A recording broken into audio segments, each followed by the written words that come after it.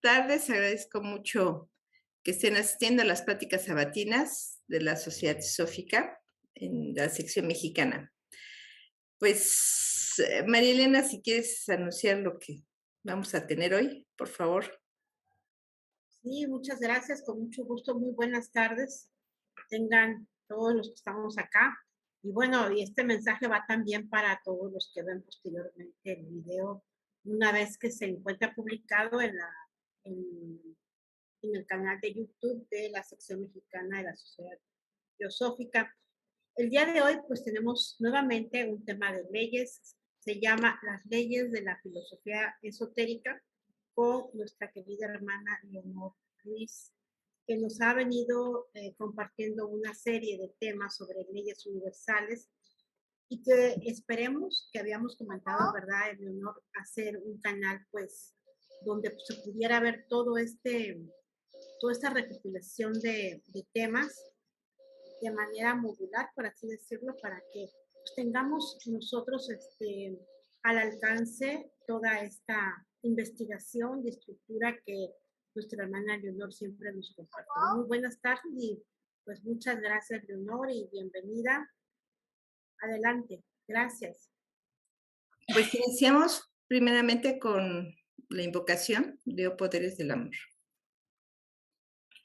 Oh Poderes del Amor, Oh poderes del amor, invocamos vuestra para protección protección y y bendición, bendición, sabiendo sabiendo que que solo el amor puede puede redimir terminar al mundo. mundo. Invocamos Invocamos vuestra vuestra protección y protección y bendición bendición para para que aquellos que se esfuerzan por serviros, para que sientan que vuestro amor los fortalece para el cumplimiento de su deber.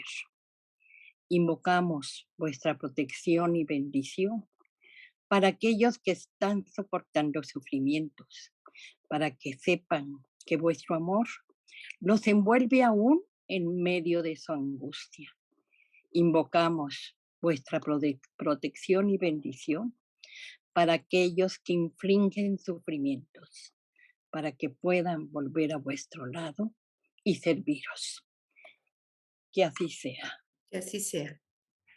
Bueno, yo siempre empiezo con los 3 objetivos de la Sociedad Teosófica, que son el formar un núcleo de la fraternidad universal de la humanidad, sin distinción de raza, credo, sexo, casta o color, excepto muchas otras cosas, pero simple y sencillamente que nos sintamos uno con todos los demás. Fomentar el estudio comparado de religiones, filosofías y ciencias, que eso más o menos estamos haciendo con estas pláticas. Y sobre todo, investigar las leyes inexplicables de la naturaleza y los poderes latentes en el hombre. Y estas leyes inexplicables de la naturaleza son los que nosotros realmente tenemos y podemos estar manifestando ante toda la humanidad, pero sobre todo, que es la que nos da paz, armonía y todo lo que necesitamos para ser felices aquí y ahora. Y aquí venimos que en el campo de la ciencia esotérica es tan vasto como la vida misma, ya que abarca toda la naturaleza visible e invisible. Sin embargo, mientras uno avanza en su estudio, uno reconoce que este ilimitado esquema de cosas que, aunque no tiene ni comienzo concebible ni final imaginable, es un ordenado todo integrado, en el cual cada parte está íntimamente relacionada con todas las demás partes, para que veamos que allí es la primera ley que yo dije que es la ley de la unidad, aunque yo realmente hablé al principio de las leyes que gobiernan el universo. ¿Sí? Entonces, y esta última son las leyes de la filosofía esotérica, que son las mismas que estoy tratando de explicar, como la ley de la unidad esencial, donde estamos todos incluidos, todos y todo incluido, incluyendo el cosmos con K, incluyendo nuestro cosmos con C minúscula, que somos un cosmos, porque tenemos todo ese poder mental. La Sociedad Teosófica, cuando se fundó, tenía por objeto recoger y difundir el conocimiento de las leyes que gobiernan el universo. Y el verdadero significado primitivo de la palabra sangha o sangha se acomoda a los arhat o vishnut o iniciados, tan solo esto es a los verdaderos expositores del Dharma, que es la ley y sabiduría divina, y que llega a ellos como una luz reflejada de la única luz infinita. Tal es su significado filosófico. Esta luz, bueno, yo cuando empecé a dar unas pláticas de Kabbalah, en el árbol de la vida, lo primero que dije es que en Kabbalah te dicen que está el Ain Sof y el Ain Sof Aur. Y el Ain Sof Aur es la luz infinita, ¿sí? Y esta luz está reflejada y ahí empieza con ¿cómo se llama? Keter, que es a través de ella que los maestros nos pasan esa luz infinita. Nosotros, en cambio, no llegamos a veces ni a Keter, o sea, estamos en un nivel un poco más bajo, pero estamos tratando de subir a esa corona, a esa parte superior de la mente. Y dicen, mientras que los mortales no iniciados, para los mortales no iniciados, el tiempo es pasado o futuro en relación a su existencia finita sobre esta pizca de polvo, y esta pizca de polvo, nos dicen los maestros, que es nuestra tierra, ¿sí? Esto es lo que estudiamos y lo que muchos han resuelto. Y ahora te toca a ti decidir, qué es lo que dicen los maestros. O sea, ¿qué te llama la atención? ¿Pertenecer a la sociedad teosófica o solamente ser un miembro simpatizante? ¿Con qué me voy a comprometer? Entonces decía yo, ¿qué es lo que tú decides? ¿Sí? ¿La filosofía más elevada o simples exhibiciones de poderes ocultos?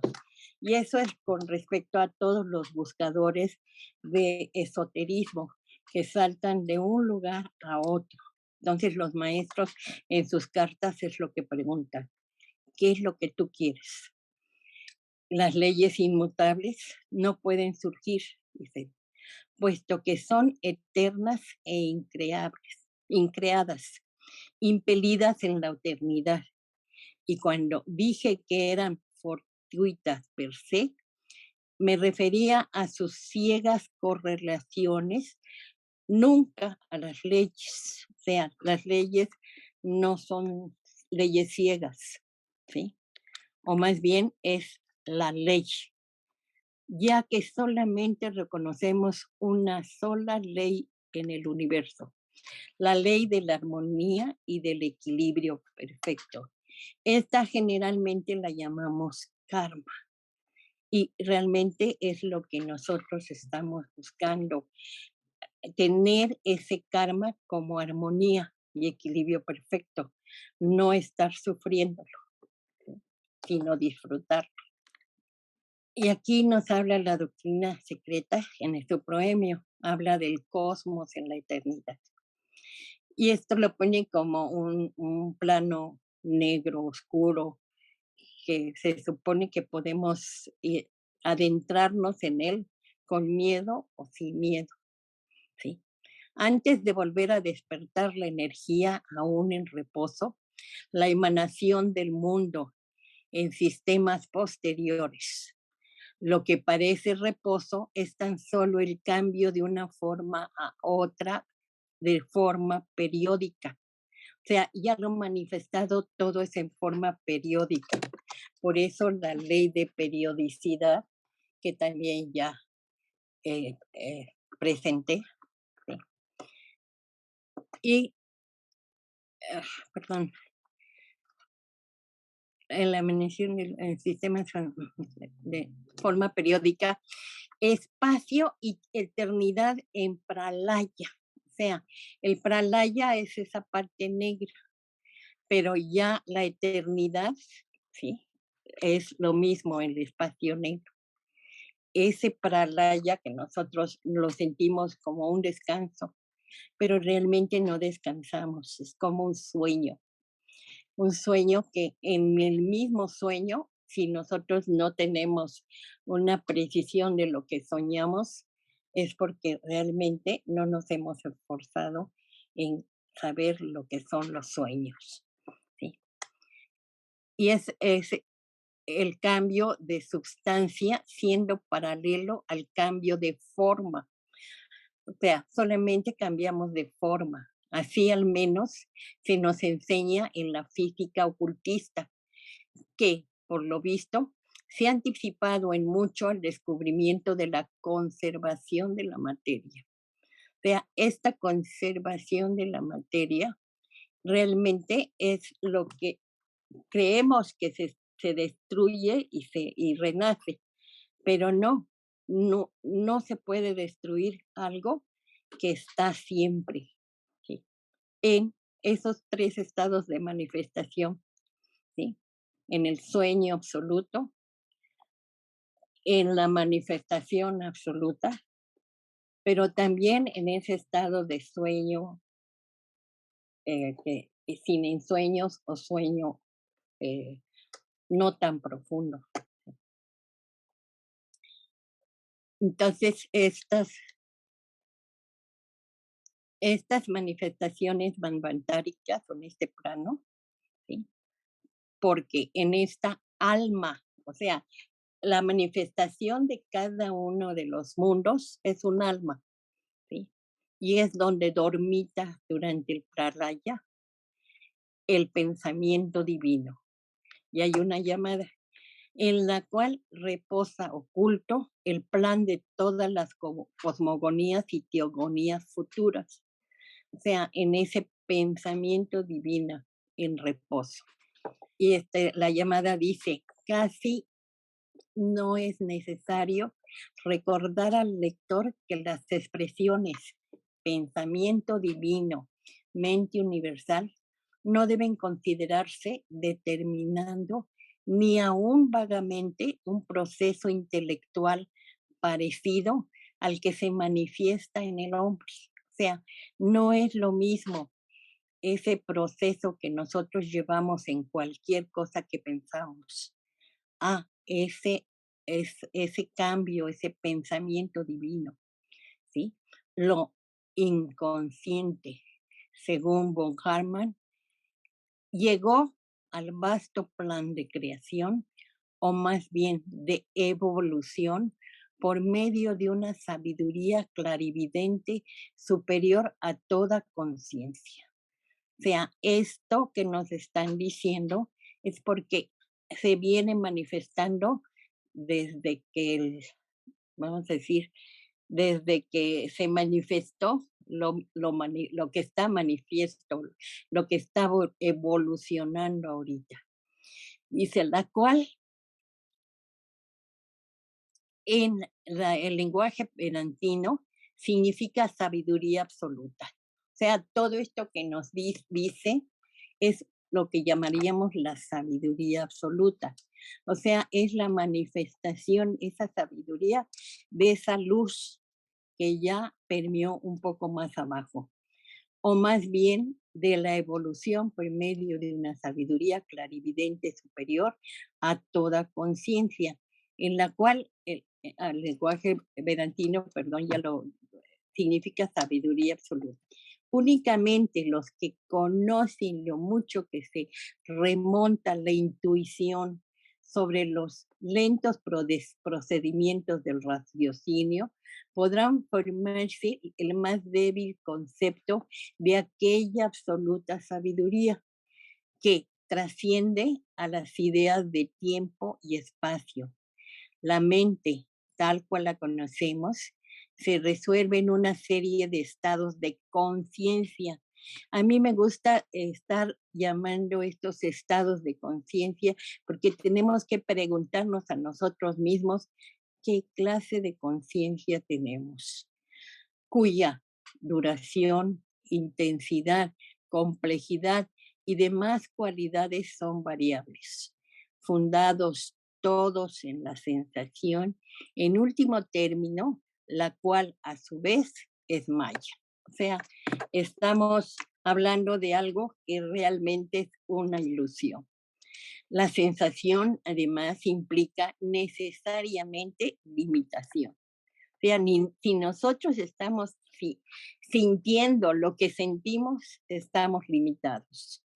El Dios personal del deísmo ortodoxo percibe, piensa, es afectado por la emoción, se arrepiente y experimenta fiera cólera.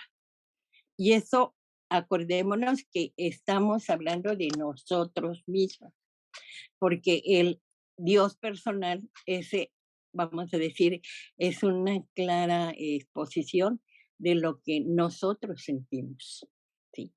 Pero la noción de semejantes estados mentales lleva claramente consigo al inconcebible postulado de la exterioridad de los estímulos excitantes, por no decir nada de la imposibilidad de atribuir la inmutabilidad a un ser cuyas emociones fluctúan con los sucesos que tienen lugar en los mundos que preside. O sea, es una personificación de nosotros mismos lo que está manejando ese Dios personal. El concepto de un Dios personal como inmutable e infinito, por lo tanto, es antipsicológico, lo que es peor, antifilosófico. O sea, es algo que no puede existir porque si es, como dicen, es un Dios omnipotente, omnipresente y omnisciente, no es porque el Dios sea único, sino porque el Dios es un todo. O sea, él siente, él piensa y él, ¿cómo se llama? Se manifiesta como la manifestación de todo y de todos.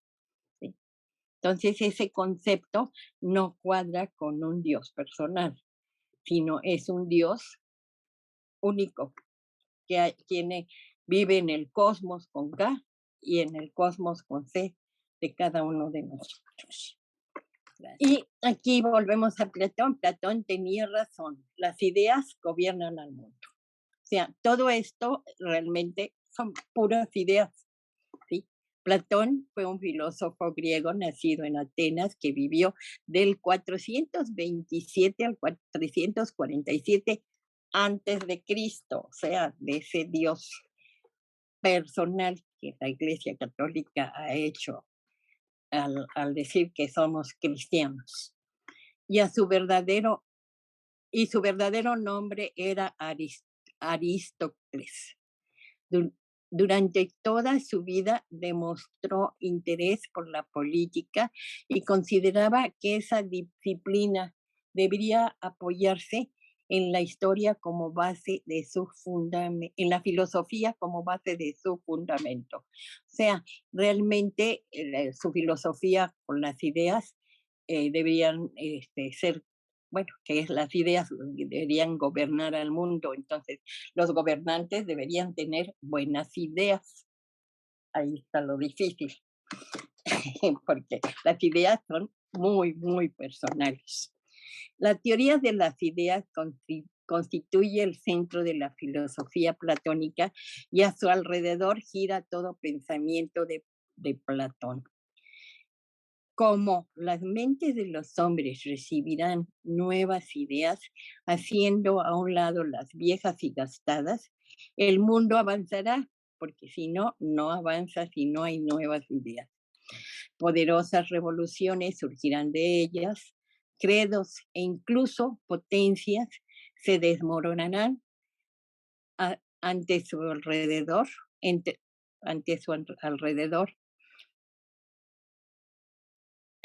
¿dónde dicen?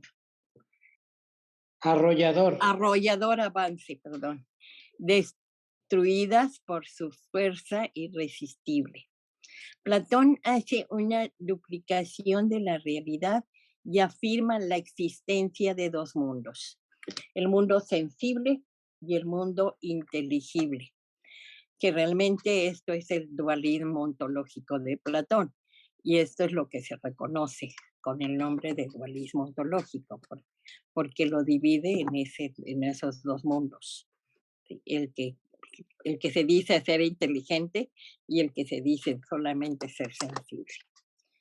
Y aquí puse lo que Platón dice respecto al cuerpo humano, que dice que el cuerpo humano realmente solo es un carruaje. El yo, el hombre que lo conduce. El pensamiento son las riendas y los sentimientos son los caballos. Porque si nosotros no tenemos un fuerte sentimiento de querer avanzar, nuestro pensamiento pues como que se muere, ¿sí?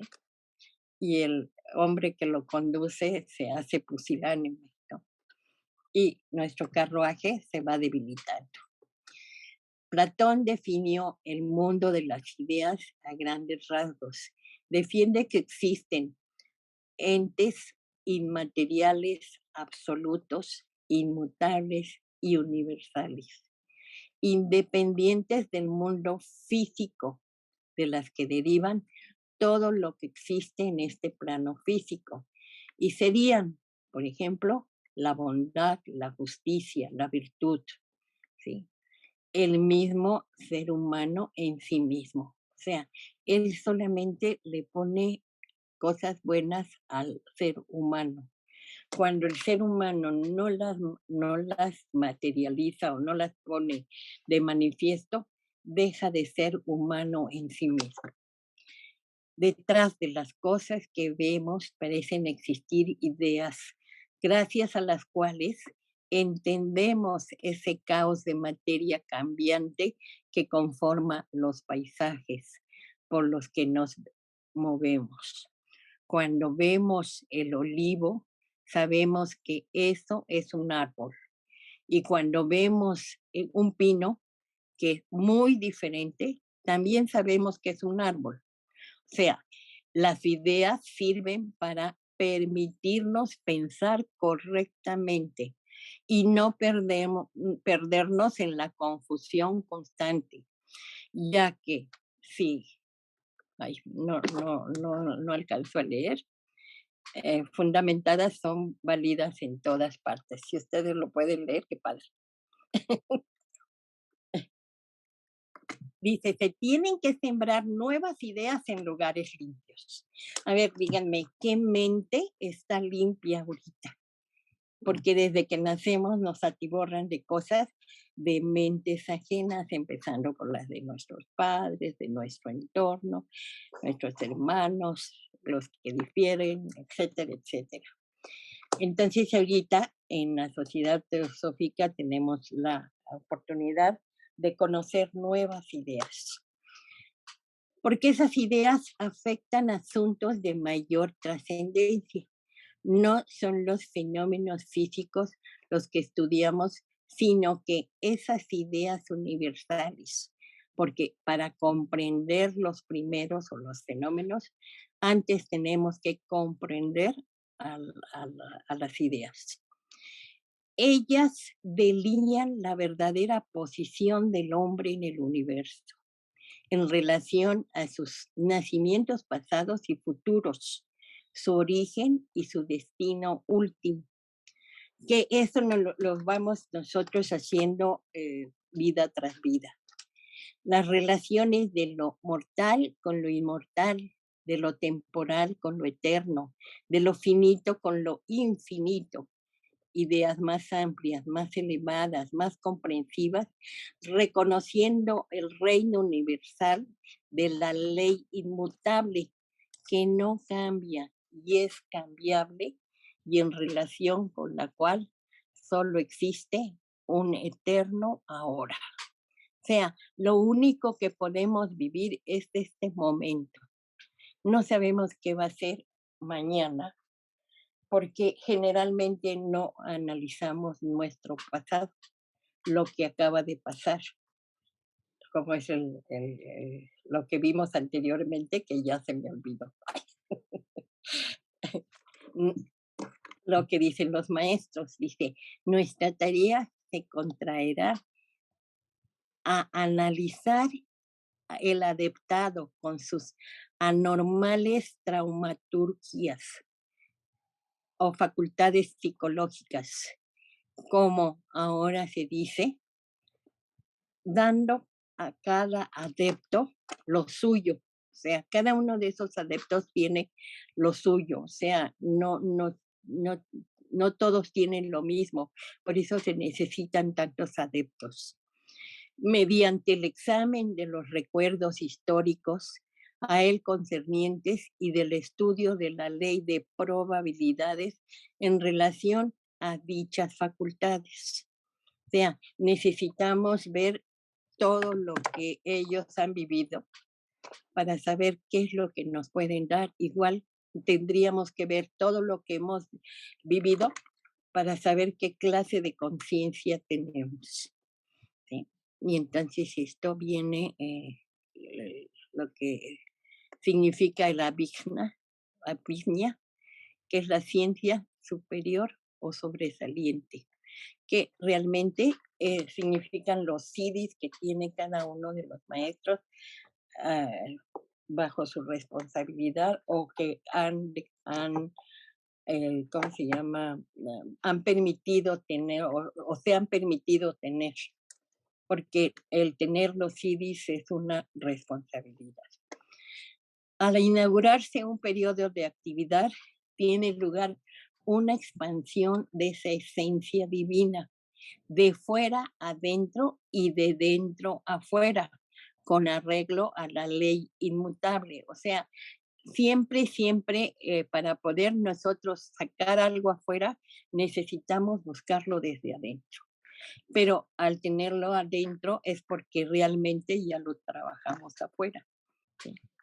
Siendo el último resultado de la larga cadena de fuerzas cósmicas, puestas así en movimiento progresivo, el universo fenomenal y visible, o sea, en ese universo que estamos viviendo. Del mismo modo, cuando sobreviene la condición pasiva, tiene lugar una contracción de la esencia divina. Y la obra previa de la creación es gradual y progresivamente deshecha.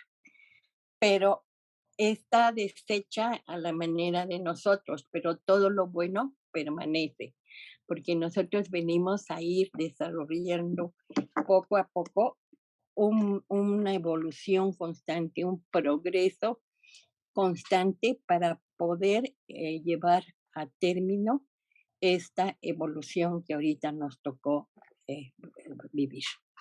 Vemos a la materia cósmica diseminándose y formándose en elementos agrupados en el místico 4.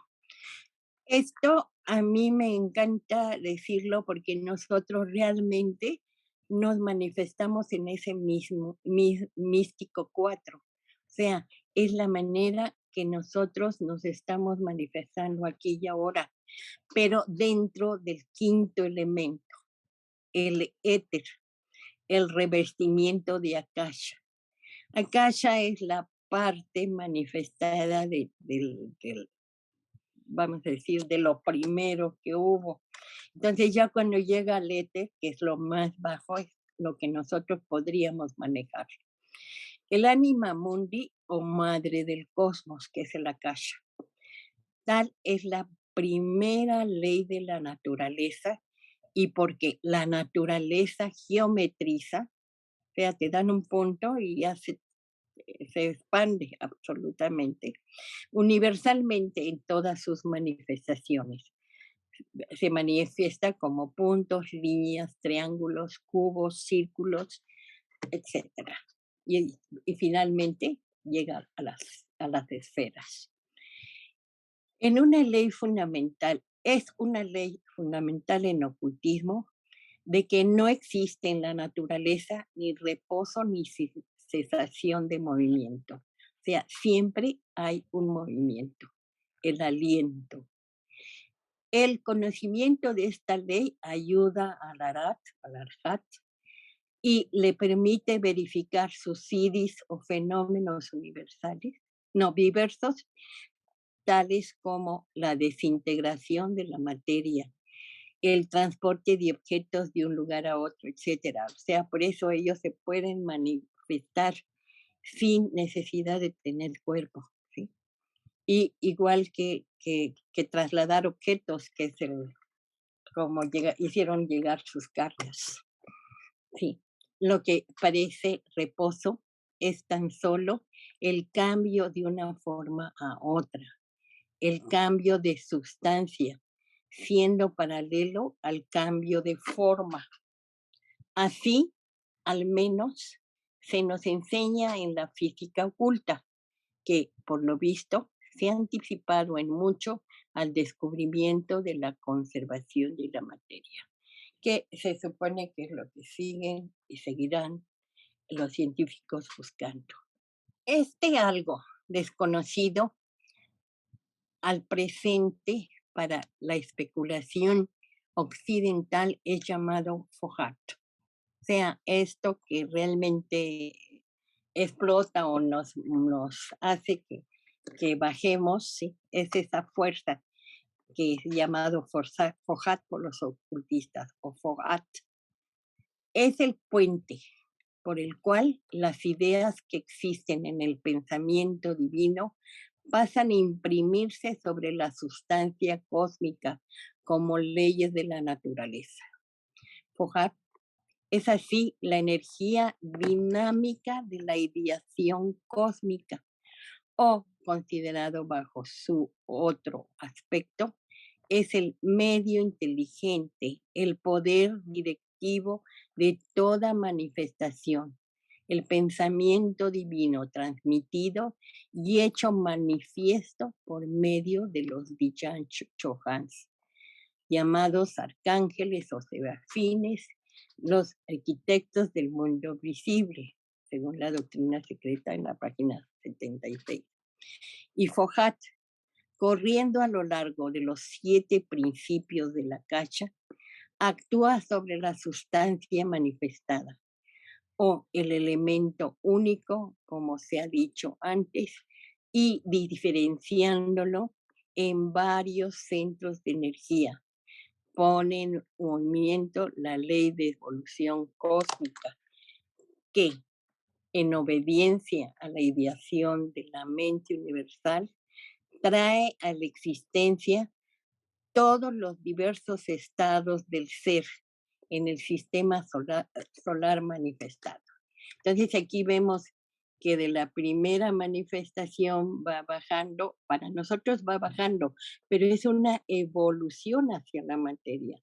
Y ya después de que conozcamos nosotros la materia, ¿sí? Lleguemos hasta el fondo, ¿sí? En el árbol de la vida lleguemos, conozcamos a la tierra en todo su esplendor y en todo lo que es, entonces regresaremos con todo ese conocimiento para poder hacer más ricos las próximas manifestaciones, ya conociendo la materia. Entonces ya no necesitamos llegar hasta lo más bajo manifestado, que es la porción material. Fue sencillamente en la ley de evolución que se afirmó el progreso del desenvolvimiento mental diferenciado del espíritu envuelto y cogido por la materia. O sea, realmente lo único que nosotros tenemos en este cuerpo, que a veces decimos que es hermoso, pero viéndolo bien no es tan hermoso, hay otros cuerpos muchos más hermosos, ¿sí? Entonces, este espíritu que está envuelto y cogido ya por la materia hacia la cual es atraído de modo irresistible. O sea, no estamos aquí por gusto, estamos por necesidad. Acordémonos que los maestros nos han dicho que nosotros somos hijos de la necesidad. Las ideas en su propia naturaleza y esencia, como concepto que tienen relación con objetos, ya sean verdaderos o imaginarios, son opuestos al pensamiento absoluto. Ese todo incognoscible de cuyas misteriosas operaciones, afirma Mr. Spencer, que nada puede decirse, sino que no tiene parentesco de naturaleza como la evolución, ¿sí? Y ciertamente que no lo tiene, o sea, eh, es propio del espíritu de negación paradójica tan conspicuo en nuestros días, que mientras la hipótesis de la evolución ha obtenido derecho de ciudadanía en la ciencia, según enseñan Darwin y Haeckel, sin embargo, tanto la eternidad del universo como la preexistencia de una conciencia universal son rechazados por los psicólogos modernos. Si los idealistas tuvieran la doctrina de la evolución, sería un sueño, dice Mr. Herbert Spencer. Según la doctrina secreta, en el 4, la página 51. O sea, todo esto es para conocer lo que dice la doctrina secreta. O sea, no, todo lo que les digo es nada más que lo voy sacando de diferentes lugares.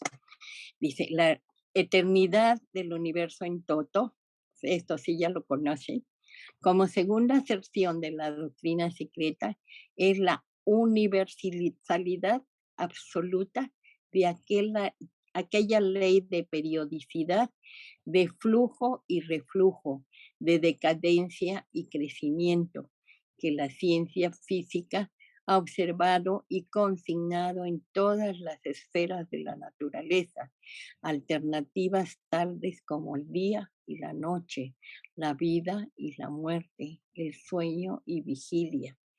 Y son hechos tan comunes y tan perfectamente universales y sin excepción, que será fácil comprender cómo vemos en ella una de las leyes absolutamente fundamentales del universo. O sea, esta ley periódica que vamos manejando, porque si nosotros nos ponemos a analizar nuestra vida, vamos a ver que hay diferentes periodos de altibajos en cada una de nuestras vidas y que tenemos que entender, porque nada más así podemos crecer ante ellas. Y dice, la identidad fundamental de todas las almas con el alma suprema universal. O sea, el alma suprema universal es la Alaya, siendo este última un aspecto de la raíz desconocida y la peregrinación obligatoria para todas las almas que son destellos suyos a través del ciclo de encarnación o de necesidad, que es como lo dicen, conforme a la ley cíclica y kármica durante todo el término de aquel. Y aquí ya empieza la ley kármica, que es la ley de armonía, ¿sí?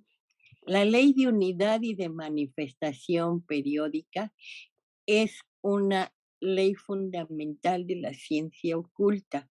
Es la unidad radical de la última esencia de cada parte constituyente de los compuestos de la naturaleza, desde la estrella al átomo mineral, desde el más elevado, Diyan Chohan, hasta el más pequeño infusorio, en la acepción completa de la palabra, y ya se aplique al mundo espiritual, al intelectual o al físico, la deidad es un despliegue infinito y sin límites, dice un axioma oculto.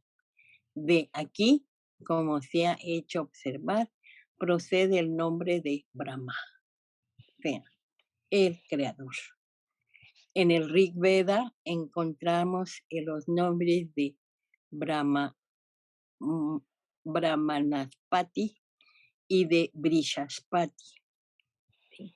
Alternando y equivalente uno a otro. Brihaspati es una deidad llamada el padre de los dioses. O sea, le podemos dar muchos nombres a una deidad, pero es una deidad a la cual le ponemos una forma, ¿sí? Y una forma humana, pero realmente podríamos ponerle así como Brahma, que es, ¿cómo se llama? Tiene 3 cabezas y 4 manos, cosas por el estilo, pero es un hombre con 2 brazos más y con 2 cabezas más, que dicen que ¿qué? Cuando hay más de 2 cabezas piensan bien, por eso tenemos que formar logias. Pero a veces pensamos bien y a veces nos equivocamos. La estancia 4 presenta la diferenciación del germen del universo en la jerarquía septenaria de poderes divinos conscientes, que son las manifestaciones activas de la suprema energía una. O sea, estas manifestaciones septenarias realmente son manifestaciones activas de la suprema energía una. O sea, aunque nosotros necesitamos separarlos en 7 para entenderlas. Ellos son los constructores y modeladores y en último término, los creadores de todo el universo manifestado en el único sentido en que el nombre de creador es inteligible y dan forma al universo y le dirigen. Son los seres inteligentes que ajustan y vigilan la evolución, encarnando en sí mismos aquellas manifestaciones de la ley una que conocemos como leyes de la naturaleza. O sea, todas estas manifestaciones de manera septenaria, como vamos ampliando, o sea, de tener un punto muy chiquito hasta tener un punto, una manifestación mayor en lo superior, y luego pasar al decanato, vamos a decir, al número 10. Pero de ese todavía podemos ir ampliándonos y ampliándonos. O sea, tenemos que ver que partimos desde lo inferior, que es el cuerpo, ¿sí? Hasta llegar al alma o ego divino, ¿sí? Y ir subiendo cada vez más y más, porque es infinito como crecemos. Y aquí esta es la eterna carana, o sea, la causa siempre activa. Se mantiene íntimamente unida a la naturaleza y sigue las leyes de la uniformidad y analogía. Ella estudió la vida y las leyes, o sea, la señora Blavatsky, de los mundos internos y las reglas que deben cumplirse para ganar el acceso a los mismos. declarando que existía un antiquísimo conocimiento de las más profundas leyes de la vida, estudiado y preservado por aquellos que podían usarlo con seguridad y para realizar el bien. Seres que en sus más altos rangos recibían la denominación de maestros, porque también otros, aunque también otros títulos eran usados por ellos, como ser adeptos, shohans, hermanos mayores, y que es parte de la jerarquía oculta, etcétera, etcétera. O sea, le podemos llamar de todas maneras, pero son aquellos que realmente están un poco más elevados que nosotros, que no sé, porque yo no tengo la seguridad de que si ya vinieron de mamantaras anteriores para dirigirnos a nosotros que no sabemos nada, o ellos hicieron un esfuerzo superior para convertirse en esos hermanos mayores. Eso para mí es un misterio. Espero que algún día yo lo pueda dilucidar o que alguien me comparta. Y aquí empezamos con las 12 nidanas, que son basadas en las 4 verdades del sistema Hinayana, o sea, del señor Buda, y que son causas del ser, por lo cual seguimos aquí dando vueltas y vueltas hasta que rompamos con esos 12 nidamas. ¿Sí? Cada uno es el efecto de la que se le ha precedido, o sea, los tenemos que acabar y a ver si alguna vez podemos romperlos. Y a su vez son causas de la que les sucede, o sea, son efecto y son causa. Es, como dicen, es nuestro karma. Pertenecen, eh, pertenece la teoría de la corriente de la ley de encadenamiento que produce mérito y demérito. Y aquí nos dice, es karma. Nuestras ideas, en resumen, acerca de la duración del tiempo, son todas derivadas de nuestras sensaciones con arreglo a las leyes de asociación. Las causas de la existencia no son solamente las causas físicas conocidas por la ciencia, sino las causas metafísicas, la principal de las cuales es el deseo de existir, una resultante del Nidana y de Maya. O sea, de esas 12 nidamas es una de las que nos trae y nos vuelve a traer. ¿Por qué? Porque la materia es maravillosa y la queremos conocer, ¿no? Nos enamora la materia, ¿sí? Aunque la materia se debería postrar a nuestros pies, a veces, muchas veces nosotros somos los que nos postramos ante esa materia. Este deseo de una vida senciente se manifiesta por sí mismo en cada una de las cosas, desde un átomo a un sol, y es una reflexión del pensamiento divino impulsado a la existencia objetiva en forma de una ley para que el universo pueda existir. Por lo tanto, la última vibración de la séptima eternidad estaba preordenada, no por ningún dios en particular, sino que tuvo lugar en virtud de la ley eterna e inmutable de los grandes periodos de actividad y de reposo llamados los días y las noches de Brahma o del Creador. ¿Sí? Así nos manifestamos. La deidad es un despliegue infinito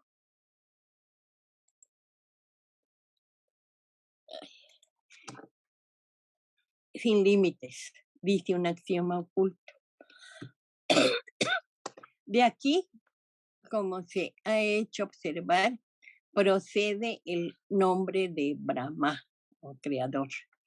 Esta ley de movimiento giratorio en la materia primordial es una de las más antiguas concepciones de la filosofía griega, cuyos primeros sabios históricos eran casi todos iniciados en los misterios. Es el incesante eterno movimiento cósmico, perdón, o más bien la fuerza motriz, aceptada tácitamente como la deidad, pero jamás nombrada. Son las fuerzas inteligentes que dan y establecen en la naturaleza las leyes, al paso que ellos mismos obran conforme a las leyes que les han sido impuestos de modo análogo por poderes todavía más elevados, mas no son personificaciones de los poderes de la naturaleza como erróneamente se ha creído.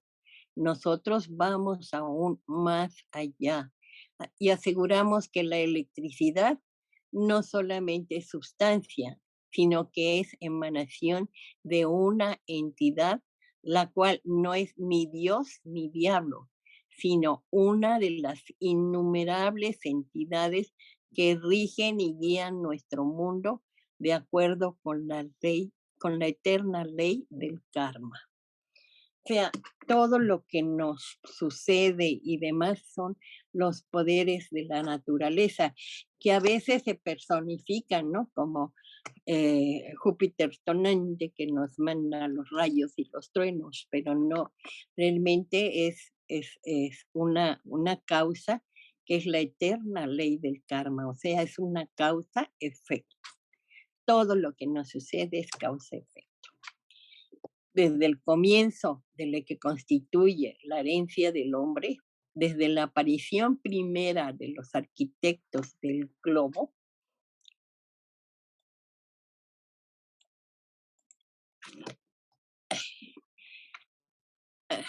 ¿dónde está? De la aparición del globo en que vives, o sea, de esta tierra, la deidad no revelada fue reconocida y considerada bajo su único aspecto filosófico, el movimiento universal y la vibración del aliento creador de la naturaleza, y no como Padre, Hijo y Espíritu Santo. ¿Sí? El ocultismo sintetiza así la esencia una.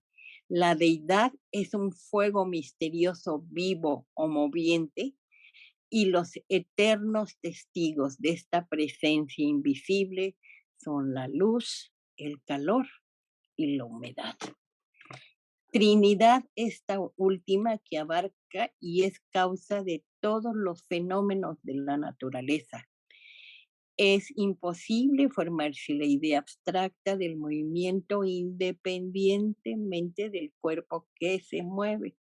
O sea, eso es lo que no podemos sacar de nosotros, ese movimiento que existe a pesar de que no es una manifestación como de un cuerpo. El movimiento intracósmico es eterno e incesante. El movimiento cósmico y que es el visible o con aquel que es objeto de la percepción es finito y periódico. O sea, lo que nosotros vemos es finito y periódico, pero lo infinito no lo podemos, aunque creemos que lo podemos conceptualizar, es infinito, ¿sí? Y nosotros solo todo lo vemos como finito y periódico. En el Anúgita, o sea, es como el Bhagavad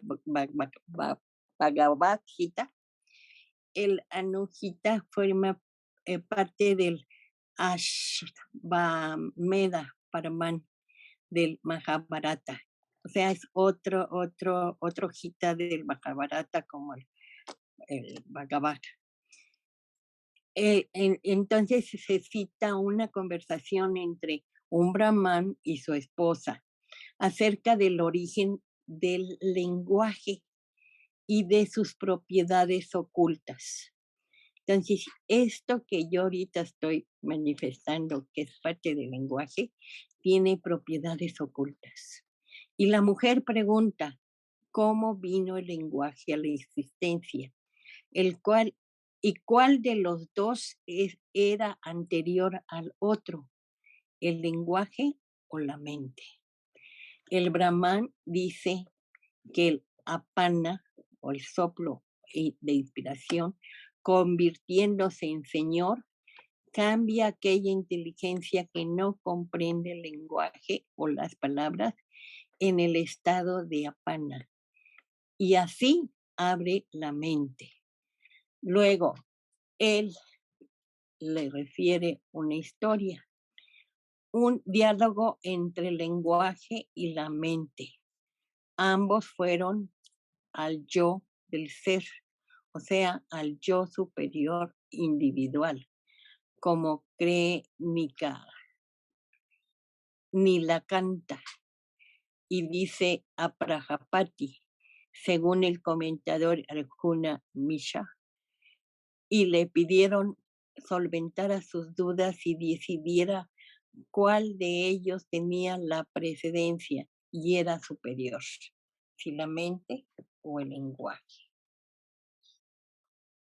Y aquí es donde viene acerca de la mente y del lenguaje. Acerca del origen del lenguaje y de sus propiedades ocultas y cómo vino el lenguaje a la existencia y si el lenguaje o la mente era superior al otro, la mente es superior. O sea, no cabe duda. Pero el lenguaje respondió al yo del ser diciendo, yo verdaderamente cedo a vos vuestros deseos. O sea, si no tuviéramos el lenguaje, la mente no se podría comunicar. ¿Sí? Por eso cede a vos vuestros deseos. Y si significa que por medio del lenguaje, él habla, él había adquirido lo que deseaba. O sea, esta habla tenemos que tener cuidado porque entonces se vuelve un decreto. Esta alegoría es una de las fundamentales de la ley oculta, que prescribe el silencio en lo referente al conocimiento de ciertas cosas secretas e invisibles que únicamente pueden ser percibidas por la mente espiritual, el sexto sentido, y que no puede expresarse con lenguaje ruidoso o pronunciado. Entonces, todo lo que nosotros podamos manifestar, sí, no va a ser oculto, pero no podemos manifestarlo hablado. O sea, y gracias a Dios, aunque hablemos cosas ocultas, no todas las mentes son capaces de percibirlo. Y esto nos ayuda y nosotros porque tenemos un pasado. Y dice, y el pasado ayudará a demostrar el presente. Y este último servirá para apreciar mejor el pasado. Pero nosotros generalmente vivimos casi siempre en el pasado, en el cono de esa luz del pasado. Y no podemos muchas veces avanzar hacia el cono de luz del futuro. ¿Sí?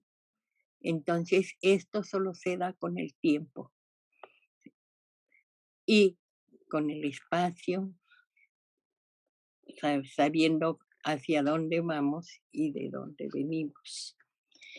Todavía existen los archivos de la Academia de Francia la famosa ley de probabilidades deducida por ciertos matemáticos en beneficio de los escépticos, valiéndose de un procedimiento algebraico.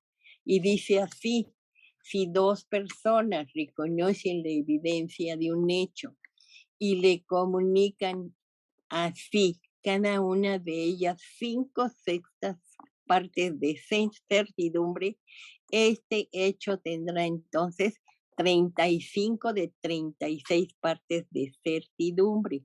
Esto es, su probabilidad estará en relación con su improbabilidad en la proporción de 35:1. Si reúnen 3 evidencias semejantes, la certidumbre vendrá a ser 215 sobre 216. La conformidad de 10 personas, cada una de las cuales preste la mitad de certidumbre, producirá 1023 de 1024.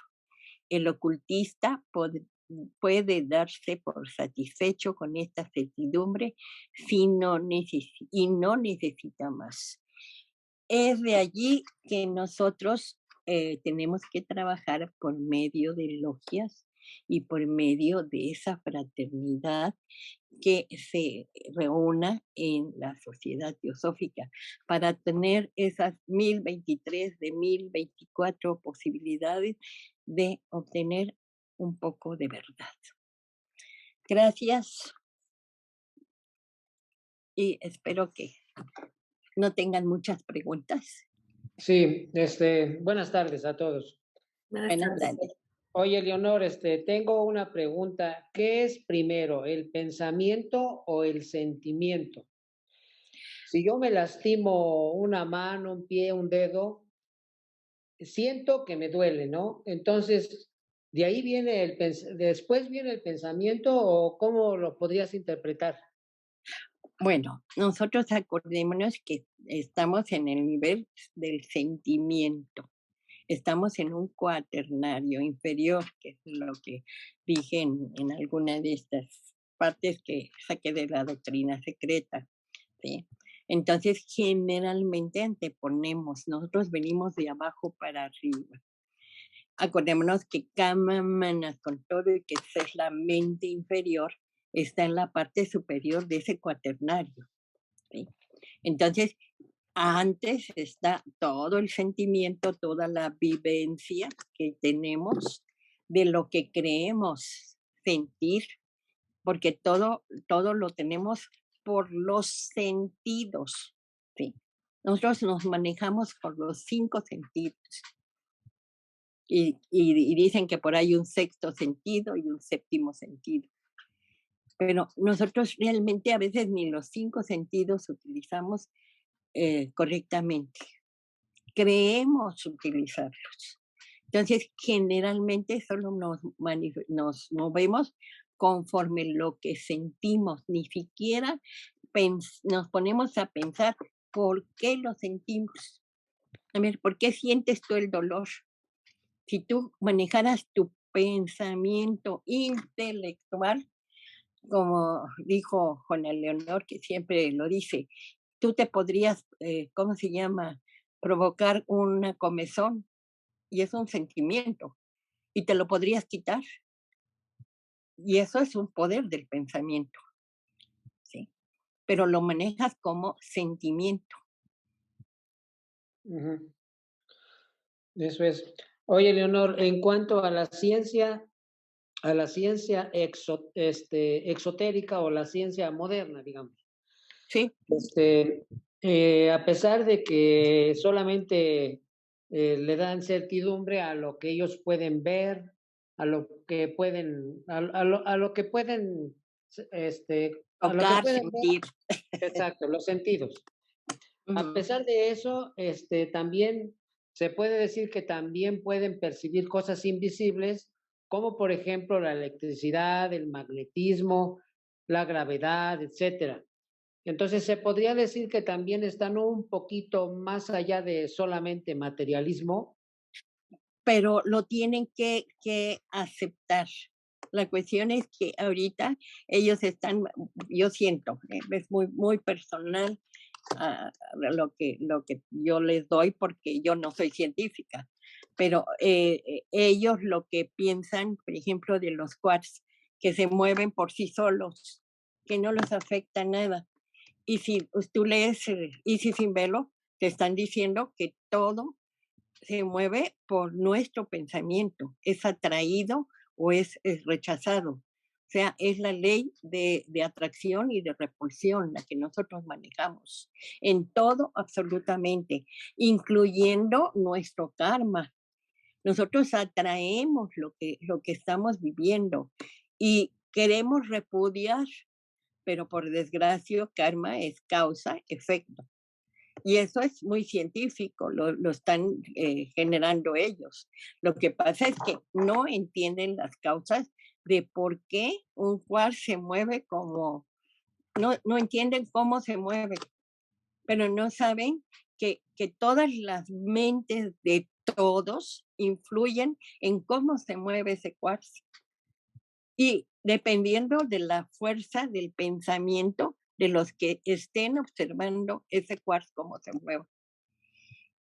Eso es lo que yo siento, ¿eh? Y no soy científica. Sí, gracias, Leonor, muy amable. ¿De qué? Muy bien. Pues qué gusto, Ma. Pues, como siempre, pues, te agradezco mucho que estés aquí con nosotros y y yo creo que seguimos también, pues hay más leyes, ¿no? Todavía faltan la ley del karma y la de reencarnación. Ahí está. Entonces va a haber 2 pláticas más. Nada más vamos a coordinarnos y ya para que tengas, ¿no? Entonces, bueno, pues el siguiente, aquí también Jerry te felicita, Rebeca, gracias, también Rosa María, saludos, un abrazote.